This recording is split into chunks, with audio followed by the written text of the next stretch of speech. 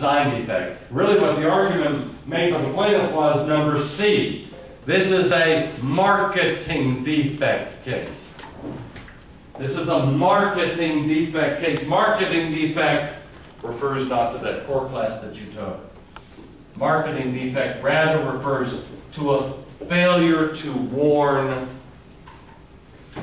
about dangers, about how to use it safely, etc. But of course, James, does that argument really go anywhere? No, because it seems to me and to the court that the manufacturer did a brilliant job of warning. You know, we had an expression we would use back in law school. The expression was, hard facts make bad law.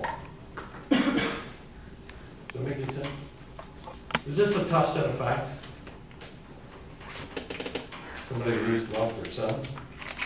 Is it pretty difficult for a judge to say, you know what, I'm real sorry, it's a tragedy, but the law just simply does not allow you to recover?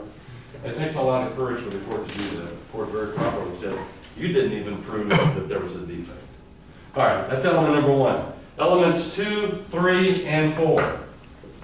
Element number 2 of a products case. And that is the product must not have undergone, or I'll just say no substantial change of condition.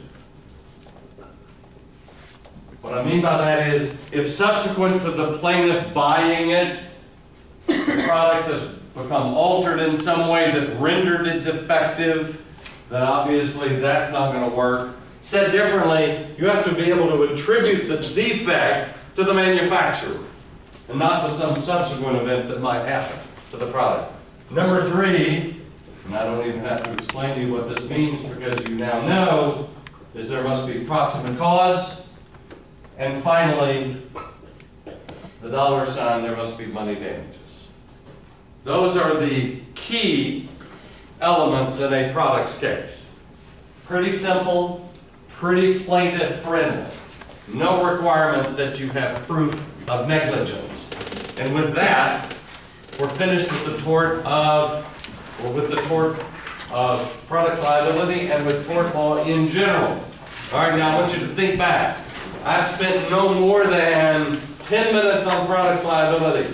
How many products liability cases have I asked over this 28-year career? 0. Never asked a products case. How many times have I had negligence? It's going to be very predictable, our first test. Which, by the way, the first test will be made available to you in hard copy form a week from Wednesday. To those listening from the Monday night, it'll be made available to you in hard copy form on Monday night. Whether you get it Monday, whether you get it Wednesday, you've got 7 days. Someone asked me, is it okay to have teams that have members from Monday and Wednesday? Yes, but the Wednesday night members of the team won't actually have their copy of the test until 2 days later, but I suppose they could at least look on the other person's copy, because I'm going to ask you not to make a copy. I'm working on a question that I hope I'll take a lot of pride in. I would like for it not to be bought and sold on eBay or otherwise distributed. So one of the things you'll have to do is to bring the actual hard copy question back with the group's answer. But again, I'm not going to be giving you this for another week. Okay? All right, any question about that? All right, very good. Let's move on to contract law. Let's move on to contract law.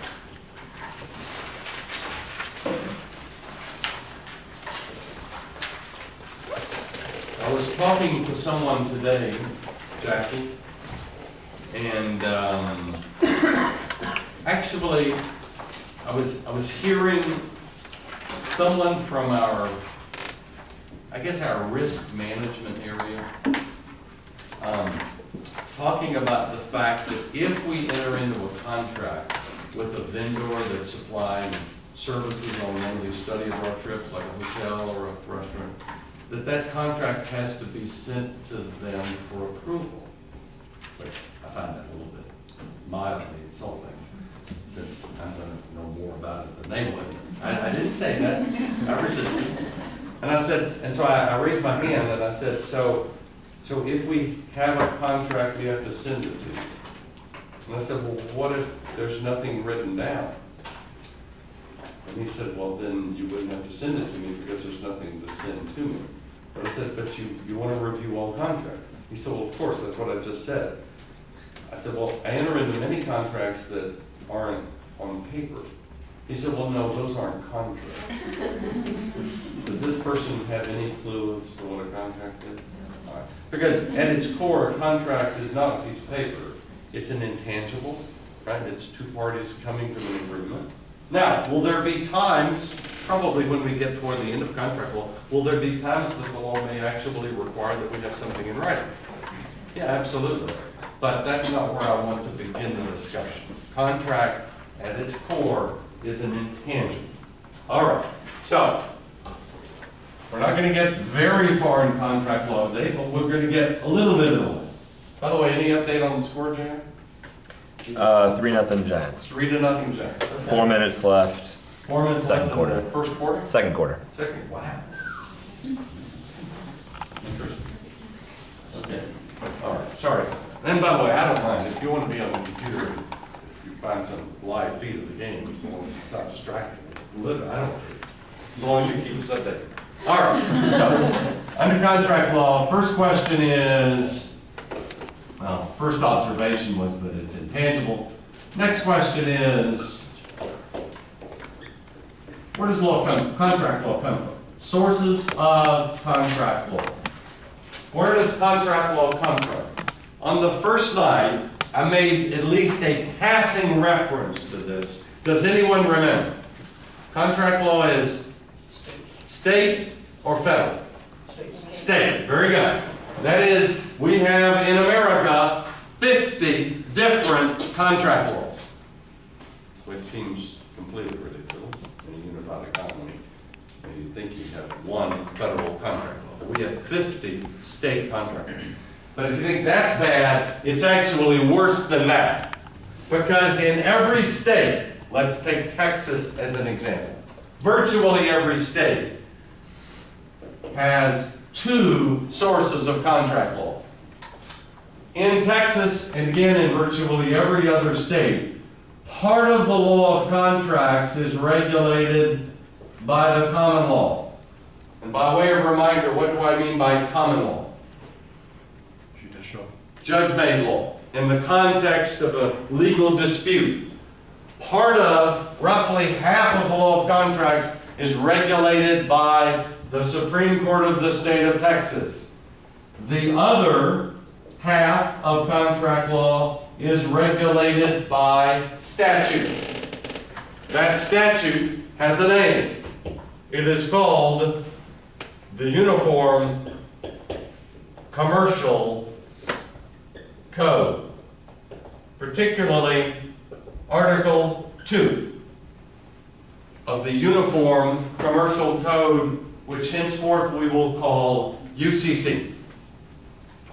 Article 2 of the Uniform Commercial Code regulates the other part of contract law. So, Shannon, let me ask you a question. Do you assume that the common law rules, at least sometimes, are different than the UCC Article 2 rule? Well, if they weren't different, if they were identical, would there be much point in me telling you?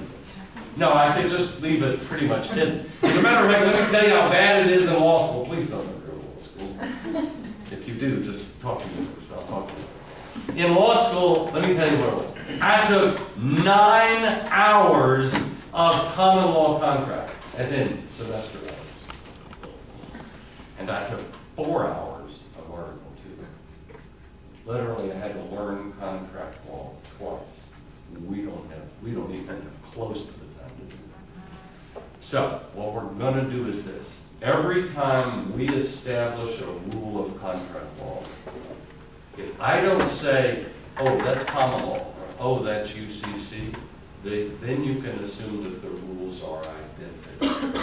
Said differently, I'll only tell you where there's a different rule that applies depending upon which law. Okay? And by the way, we're talking 5 or 6 topics. Yes, question. Is the UCC state? The Uniform Commercial Code, well, let me tell you how it works, because it's a really good question. Prior to 1950-something, before 1950-something, there was no UCC. It was just common law regulated the whole body of contract. Companies then began to demand some uniformity. And in 1947, most companies were selling services or selling goods. Goods. So they prevailed upon a group of educators, academics, judges, lawyers to come up with some sort of a model law that regulated all sales of goods. That's what Article 2 does. It regulates all contracts involving the sale of goods.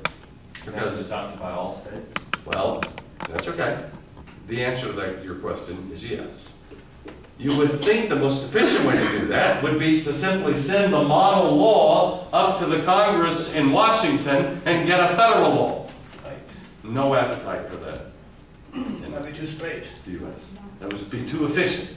So they sent this model law off to all the 50 state legislatures. Article 2 was passed by 49 of the 50. Article 2, again, Article 2 regulates all contracts involving the sale of a good. Was passed by 49 of the 50 state legislatures. Okay, who was the holdout? Huh? It was not Texas. Vermont. Not California. It's New York. It was a state contiguous to Texas, whose legal tradition is traceable to France. Louisiana. All right.